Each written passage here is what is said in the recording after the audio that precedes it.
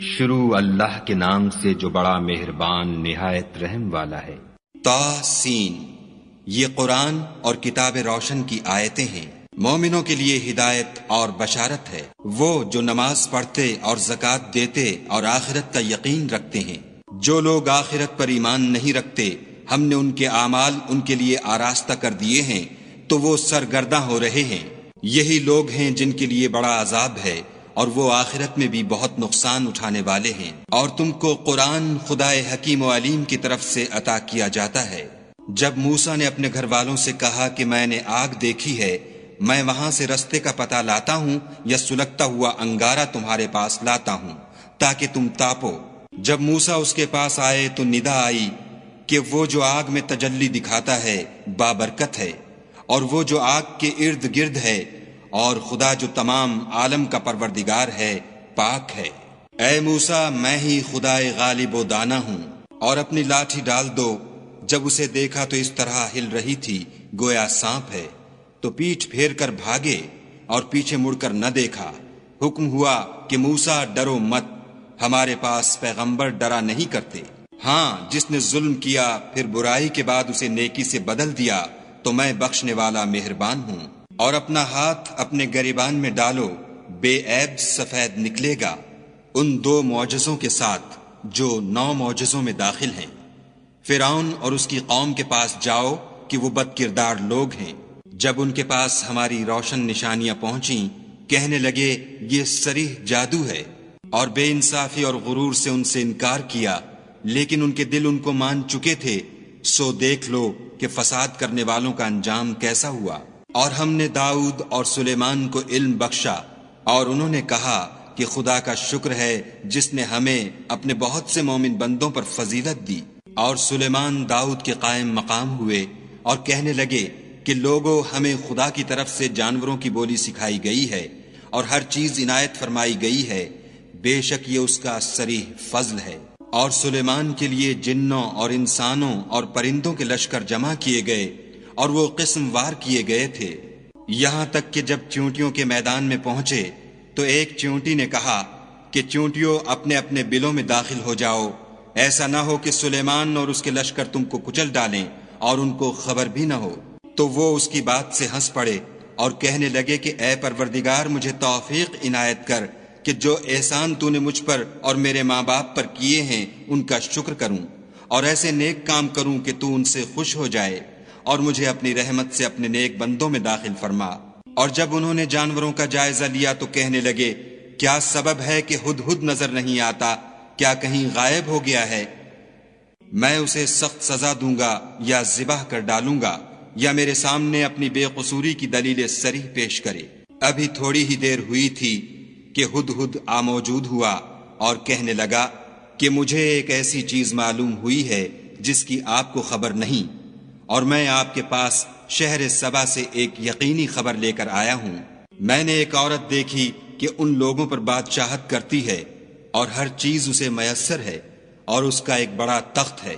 میں نے دیکھا کہ وہ اور اس کی قوم خدا کو چھوڑ کر آفتاب کو سجدہ کرتے ہیں، اور شیطان نے ان کے اعمال انہیں آراستہ کر دکھائے ہیں اور ان کو رستے سے روک رکھا ہے، پس وہ رستے پر نہیں آتے اور نہیں سمجھتے کہ خدا کو جو آسمانوں اور زمین میں چھپی چیزوں کو ظاہر کر دیتا اور تمہارے پوشیدہ اور ظاہر اعمال کو جانتا ہے، کیوں سجدہ نہ کریں۔ خدا کے سوا کوئی عبادت کے لائق نہیں، وہی عرش عظیم کا مالک ہے۔ سلیمان نے کہا اچھا، ہم دیکھیں گے تو نے سچ کہا ہے یا تو جھوٹا ہے۔ یہ میرا خط لے جا اور اسے ان کی طرف ڈال دے، پھر ان کے پاس سے پھر آ اور دیکھ کہ وہ کیا جواب دیتے ہیں۔ ملکہ نے کہا کہ دربار والوں، میری طرف ایک نامہ گرامی ڈالا گیا ہے، وہ سلیمان کی طرف سے ہے، اور مضمون یہ ہے کہ شروع خدا کا نام لے کر جو بڑا مہربان نہایت رحم والا ہے، بعد اس کے یہ کہ مجھ سے سرکشی نہ کرو اور مطیع و منقاد ہو کر میرے پاس چلے آؤ۔ خط سنا کر کہنے لگی کہ اے اہل دربار، میرے اس معاملے میں مجھے مشورہ دو، جب تک تم حاضر نہ ہو اور صلاح نہ دو میں کسی کام کو فیصل کرنے والی نہیں۔ وہ بولے کہ ہم بڑے زور آور اور سخت جنگجو ہیں، اور حکم آپ کے اختیار ہے تو جو حکم دیجیے گا اس کے معال پر نظر کر لیجیے گا۔ اس نے کہا کہ بادشاہ جب کسی شہر میں داخل ہوتے ہیں تو اس کو تباہ کر دیتے ہیں اور وہاں کے عزت والوں کو ذلیل کر دیا کرتے ہیں، اور اسی طرح یہ بھی کریں گے۔ اور میں ان کی طرف کچھ تحفہ بھیجتی ہوں اور دیکھتی ہوں کہ قاصد کیا جواب لاتے ہیں۔ جب قاصد سلیمان کے پاس پہنچا تو سلیمان نے کہا، کیا تم مجھے مال سے مدد دینا چاہتے ہو؟ جو کچھ خدا نے مجھے عطا فرمایا ہے وہ اس سے بہتر ہے جو تمہیں دیا ہے۔ حقیقت یہ ہے کہ اپنے تحفے سے تم ہی خوش ہوتے ہوگے۔ ان کے پاس واپس جاؤ، ہم ان پر ایسے لشکر لے کر حملہ کریں گے جن کے مقابلے کی ان میں طاقت نہ ہوگی، اور ان کو وہاں سے بے عزت کر کے نکال دیں گے اور وہ ذلیل ہوں گے۔ سلیمان نے کہا کہ اے دربار والو، کوئی تم میں ایسا ہے کہ قبل اس کے کہ وہ لوگ فرما بردار ہو کر ہمارے پاس آئیں ملکہ کا تخت میرے پاس لے آئے؟ جنات میں سے ایک قوی ہیکل جن نے کہا کہ قبل اس کے کہ آپ اپنی جگہ سے اٹھیں میں اس کو آپ کے پاس لا حاضر کرتا ہوں، اور مجھے اس پر قدرت بھی حاصل ہے اور امانت دار بھی ہوں۔ ایک شخص جس کو کتاب الہی کا علم تھا کہنے لگا کہ میں آپ کی آنکھ کے جھپکنے سے پہلے اسے آپ کے پاس حاضر کیے دیتا ہوں۔ جب سلیمان نے تخت کو اپنے پاس رکھا ہوا دیکھا تو کہا کہ یہ میرے پروردگار کا فضل ہے تاکہ مجھے آزمائے کہ میں شکر کرتا ہوں یا کفران نعمت کرتا ہوں، اور جو شکر کرتا ہے تو اپنے ہی فائدے کے لیے شکر کرتا ہے، اور جو ناشکری کرتا ہے تو میرا پروردگار بے پرواہ اور کرم کرنے والا ہے۔ سلیمان نے کہا کہ مالکہ کے امتحان عقل کے لیے اس کے تخت کی صورت بدل دو، دیکھیں کہ وہ سوجھ بوجھ رکھتی ہے یا ان لوگوں میں سے ہے جو سوجھ نہیں رکھتے۔ جب وہ آ پہنچی تو پوچھا گیا کہ کیا آپ کا تخت بھی اسی طرح کا ہے؟ اس نے کہا کہ یہ تو گویا ہو بہو وہی ہے، اور ہم کو اس سے پہلے ہی سلیمان کی عظمت و شان کا علم ہو گیا تھا، اور ہم فرما بردار ہیں۔ اور وہ جو خدا کے سوا اور کی پرستش کرتی تھی سلیمان نے اس کو اس سے منع کیا، اس سے پہلے تو وہ کافروں میں سے تھی۔ پھر اس سے کہا گیا کہ محل میں چلیے۔ جب اس نے اس کے فرش کو دیکھا تو اسے پانی کا حوض سمجھا اور کپڑا اٹھا کر اپنی پنڈلیاں کھول دیں۔ سلیمان نے کہا یہ ایسا محل ہے جس کے نیچے بھی شیشے جڑے ہوئے ہیں۔ وہ بول اٹھی کہ پروردگار میں اپنے آپ پر ظلم کرتی رہی تھی، اور اب میں سلیمان کے ہاتھ پر خدائے رب العالمین پر ایمان لاتی ہوں۔ اور ہم نے سمود کی طرف ان کے بھائی صالح کو بھیجا کہ خدا کی عبادت کرو، تو وہ دو فریق ہو کر آپس میں جھگڑنے لگے۔ صالح نے کہا کہ اے قوم، تم بھلائی سے پہلے برائی کے لیے کیوں جلدی کرتے ہو، اور خدا سے بخشش کیوں نہیں مانگتے تاکہ تم پر رحم کیا جائے؟ وہ کہنے لگے کہ تم اور تمہارے ساتھی ہمارے لیے شگون بد ہیں۔ صالح نے کہا کہ تمہاری بدشگونی خدا کی طرف سے ہے، بلکہ تم ایسے لوگ ہو جن کی آزمائش کی جاتی ہے۔ اور شہر میں 9 شخص تھے جو ملک میں فساد کیا کرتے تھے اور اصلاح سے کام نہیں لیتے تھے۔ کہنے لگے کہ خدا کی قسم کھاؤ کہ ہم رات کو اس پر اور اس کے گھر والوں پر شبخون ماریں گے، پھر اس کے وارثوں سے کہہ دیں گے کہ ہم تو اس کے گھر والوں کے موقع ہلاکت پر گئے ہی نہیں، اور ہم سچ کہتے ہیں۔ اور وہ ایک چال چلے اور ہم بھی ایک چال چلے، اور ان کو کچھ خبر نہ ہوئی۔ تو دیکھ لو کہ ان کی چال کا انجام کیسا ہوا۔ ہم نے ان کو اور ان کی قوم سب کو ہلاک کر ڈالا۔ اب یہ ان کے گھر ان کے ظلم کے سبب خالی پڑے ہیں۔ جو لوگ دانش رکھتے ہیں ان کے لیے اس میں نشانی ہے، اور جو لوگ ایمان لائے اور ڈرتے تھے ان کو ہم نے نجات دی۔ اور لوط کو یاد کرو جب انہوں نے اپنی قوم سے کہا کہ تم بے حیائی کے کام کیوں کرتے ہو، اور تم دیکھتے ہو کیا تم عورتوں کو چھوڑ کر لذت حاصل کرنے کے لیے مردوں کی طرف مائل ہوتے ہو؟ حقیقت یہ ہے کہ تم احمق لوگ ہو۔ تو ان کی قوم کے لوگ بولے تو یہ بولے، اور اس کے سوا ان کا کچھ جواب نہ تھا کہ لوط کے گھر والوں کو اپنے شہر سے نکال دو، یہ لوگ پاک بننا چاہتے ہیں۔ تو ہم نے ان کو اور ان کے گھر والوں کو نجات دی، مگر ان کی بیوی کہ اس کی نسبت ہم نے مقرر کر رکھا تھا کہ وہ پیچھے رہنے والوں میں ہوگی۔ اور ہم نے ان پر مہ برسایا، سو جو مہ ان لوگوں پر برسا جن کو متنبع کر دیا گیا تھا برا تھا۔ کہہ دو کہ سب تعریف خدا ہی کو سزاوار ہے، اور اس کے بندوں پر سلام ہے جن کو اس نے منتخب فرمایا۔ بھلا خدا بہتر ہے یا وہ جن کو یہ اس کا شریک بناتے ہیں؟ بھلا کس نے آسمانوں اور زمین کو پیدا کیا، اور کس نے تمہارے لیے آسمان سے پانی برسایا؟ ہم نے، پھر ہم نے اس سے سرسبز باغ اگائے۔ تمہارا کام تو نہ تھا کہ تم ان کے درختوں کو اگاتے، تو کیا خدا کے ساتھ کوئی اور بھی معبود ہے؟ ہرگز نہیں، بلکہ یہ لوگ رستے سے الگ ہو رہے ہیں۔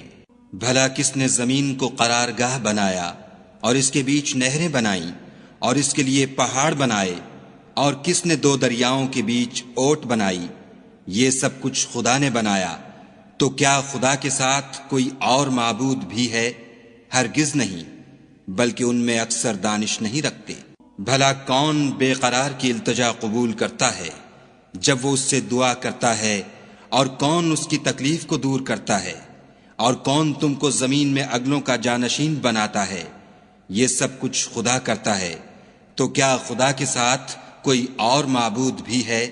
ہرگز نہیں، مگر تم بہت کم غور کرتے ہو۔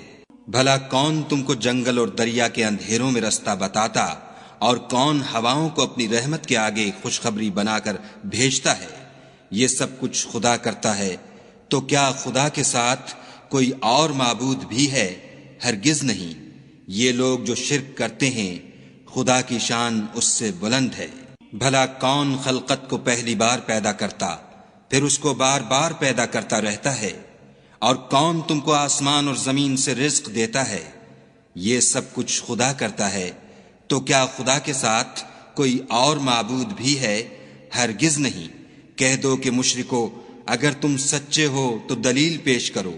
کہہ دو کہ جو لوگ آسمانوں اور زمین میں ہیں خدا کے سوا غیب کی باتیں نہیں جانتے، اور نہ یہ جانتے ہیں کہ کب زندہ کر کے اٹھائے جائیں گے، بلکہ آخرت کے بارے میں ان کا علم منتہی ہو چکا ہے، بلکہ وہ اس سے شک میں ہیں، بلکہ اس سے اندھے ہو رہے ہیں۔ اور جو لوگ کافر ہیں کہتے ہیں کہ جب ہم اور ہمارے باپ دادا مٹی ہو جائیں گے تو کیا ہم پھر قبروں سے نکالے جائیں گے؟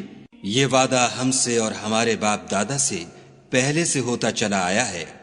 کہاں کا اٹھنا اور کیسی قیامت، یہ تو صرف پہلے لوگوں کی کہانیاں ہیں۔ کہہ دو کہ ملک میں چلو پھرو، پھر دیکھو کہ گناہ گاروں کا انجام کیا ہوا، اور ان کے حال پر غم نہ کرنا، اور نہ ان چالوں سے جو یہ کر رہے ہیں تنگ دل ہونا، اور کہتے ہیں کہ اگر تم سچے ہو تو یہ وعدہ کب پورا ہوگا؟ کہہ دو کہ جس عذاب کے لیے تم جلدی کر رہے ہو شاید اس میں سے کچھ تمہارے نزدیک آ پہنچا ہو، اور تمہارا پروردگار تو لوگوں پر فضل کرنے والا ہے، لیکن ان میں سے اکثر شکر نہیں کرتے۔ اور جو باتیں ان کے سینوں میں پوشیدہ ہوتی ہیں اور جو کام وہ ظاہر کرتے ہیں، تمہارا پروردگار ان سب کو جانتا ہے۔ اور آسمانوں اور زمین میں کوئی پوشیدہ چیز نہیں ہے مگر وہ کتاب روشن میں لکھی ہوئی ہے۔ بے شک یہ قرآن بنی اسرائیل کے سامنے اکثر باتیں جن میں وہ اختلاف کرتے ہیں بیان کر دیتا ہے، اور بے شک یہ مومنوں کے لیے ہدایت اور رحمت ہے۔ تمہارا پروردگار قیامت کے روز ان میں اپنے حکم سے فیصلہ کر دے گا، اور وہ غالب اور علم والا ہے۔ تو خدا پر بھروسہ رکھو، تم تو حق صریح پر ہو۔ کچھ شک نہیں کہ تم مردوں کو بات نہیں سنا سکتے، اور نہ بہروں کو جبکہ وہ پیٹھ پھیر کر پھر جائیں آواز سنا سکتے ہو، اور نہ اندھوں کو گمراہی سے نکال کر رستہ دکھا سکتے ہو۔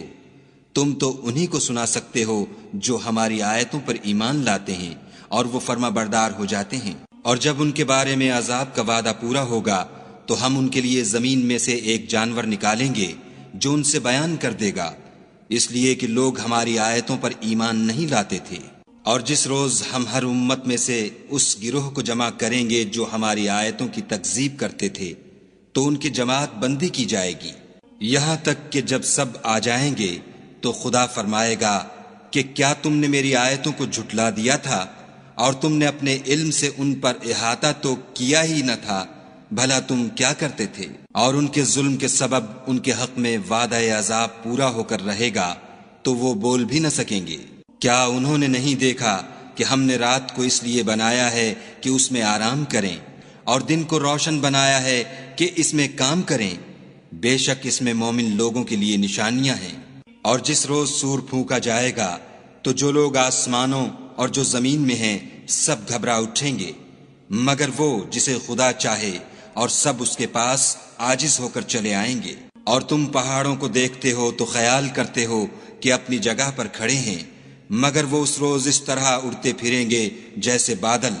یہ خدا کی کاریگری ہے جس نے ہر چیز کو مضبوط بنایا، بے شک وہ تمہارے سب افعال سے باخبر ہے۔ جو شخص نیکی لے کر آئے گا تو اس کے لیے اس سے بہتر بدلہ تیار ہے، اور ایسے لوگ اس روز گھبراہٹ سے بے خوف ہوں گے۔ اور جو برائی لے کر آئے گا تو ایسے لوگ اوندھے منہ دوزخ میں ڈال دیے جائیں گے۔ تم کو تو انہی اعمال کا بدلہ ملے گا جو تم کرتے رہے ہو۔ کہہ دو مجھ کو یہی ارشاد ہوا ہے کہ اس شہر مکہ کے مالک کی عبادت کروں جس نے اس کو محترم اور مقام ادب بنایا ہے، اور سب چیز اسی کی ہے، اور یہ بھی حکم ہوا ہے کہ اس کا حکم بردار رہوں، اور یہ بھی کہ قرآن پڑھا کروں۔ تو جو شخص راہ راست اختیار کرتا ہے تو اپنے ہی فائدے کے لیے اختیار کرتا ہے، اور جو گمراہ رہتا ہے تو کہہ دو کہ میں تو صرف نصیحت کرنے والا ہوں۔ اور کہو کہ خدا کا شکر ہے وہ تم کو عنقریب اپنی نشانیاں دکھائے گا تو تم ان کو پہچان لوگے، اور جو کام تم کرتے ہو تمہارا پروردگار ان سے بے خبر نہیں ہے۔